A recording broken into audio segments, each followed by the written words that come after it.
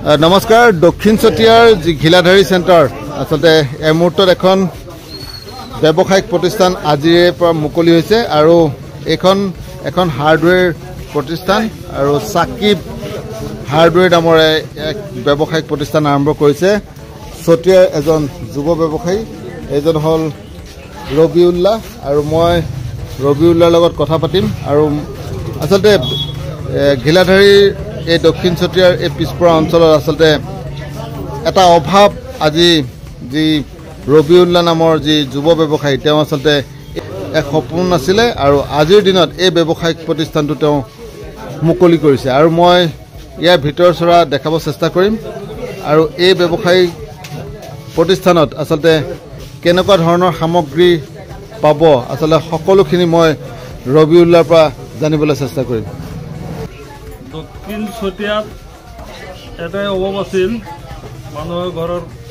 সামগ্ৰী বস্তুৰ কাৰণে হাৰ্ডৱেৰ দোকান গতিকে চাইছোঁ এই ঘৰ বনোৱা বস্তুৰ কাৰণে মানুহে তেজপুৰ চাৰিআলি চতিয়াত যাবলগীয়া হয়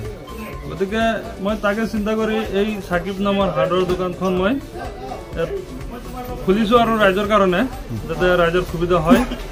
আৰু ৰাইজে যাতে কম মূল্যত বস্তুখিনি ভাল বস্তু পাব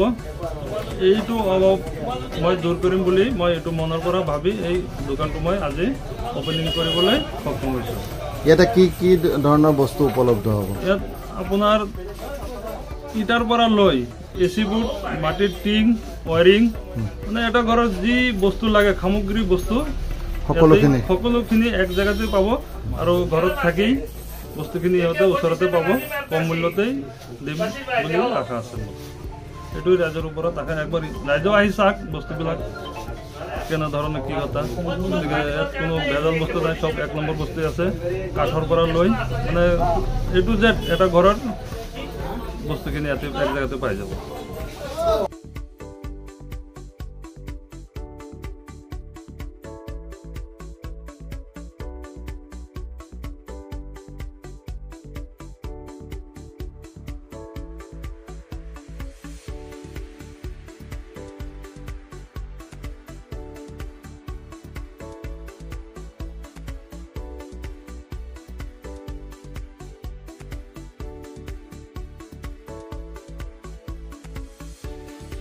দক্ষিণ চতিয়াৰ অঞ্চলৰ এই যুৱ ব্যৱসায়ী আসলে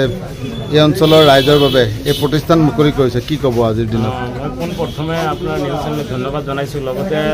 আমাৰ ৰবিউল্লাহ ইছলাম চাহাবে যি প্ৰতিষ্ঠান আৰম্ভ কৰিলে ই এটা আমাৰ এই অঞ্চলৰ যিমানখিনি যুৱক আছে বা তথা সকলো যুৱকৰ কাৰণে এটা প্ৰেৰণামূলক কিয়নো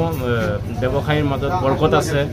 ওপৰৱালাৰ ৰহমত থাকে সেয়েহে তেখেতে যে যি প্ৰতিষ্ঠান আৰম্ভ কৰিলে এটা ঘৰ বনাওঁতে যিমান সামগ্ৰীৰ প্ৰয়োজন সকলো সামগ্ৰী এই উক্ত দোকানত পোৱা যাব আৰু লগতে তেখেতে কৈছে যে প্ৰিণ্টাৰ আৰু ৱায়াৰিং যিমান বস্তুৰ প্ৰয়োজন তেখেতে ইয়াত অকণমান ৰেহাই মূল্যত দিব বুলি তেখেতে আগত কৈ কৈছে মই তেখেতক ধন্যবাদ জনাইছোঁ আৰু তেখেতে যি প্ৰতিষ্ঠানটো আৰম্ভ কৰিছে এইটো আমাৰ সকলো যুৱকৰ কাৰণে এটা প্ৰেৰণা আৰু উৎসাহ মই ভাবোঁ যে স্বাৱলম্বী হোৱাৰ বা সফল হোৱাৰ ইয়ে এটা জৰিয়া হ'ব ইনশাআল্লাহ